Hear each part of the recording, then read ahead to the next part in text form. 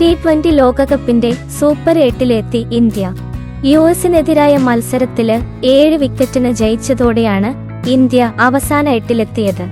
തുടർച്ചയായി മൂന്നാമതും വിജയം നേടിയാണ് 2020 ലോകകപ്പിന്റെ സൂപ്പർ 8-ൽ ഇന്ത്യ സ്ഥാനം ഉറപ്പിച്ചത്. മത്സരത്തില് 7 വിക്കറ്റിന് ജയിച്ചാണ് ഇന്ത്യ അവസാന 8-ലെത്തിയത്. തുടക്കത്തിൽ റൺസ് ഒന്നുമെടുക്കാതെ വിരാട് കോഹ്ലിയെയും 3 റൺസ് മാത്രം എടുത്ത ക്യാപ്റ്റൻ രോഹിത് ശർമ്മയെയും ഇന്ത്യക്ക് നഷ്ടമായെങ്കിലും കരുതലോടെ ബാറ്റ് ചെയ്ത ഇന്ത്യൻ ബാറ്റ്സ്മാൻമാർ വിജയമുറപ്പിച്ചു.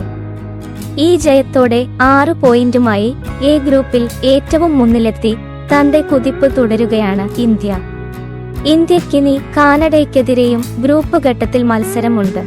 യുഎസ് ഉയർത്തിയ 111 റൺസ് വിജയലക്ഷ്യത്തിലേക്ക് 3 വിക്കറ്റ് നഷ്ടത്തിൽ 7 പന്തുകൾ ബാക്കി നിൽക്കെയാണ് ഇന്ത്യ എത്തിയത്.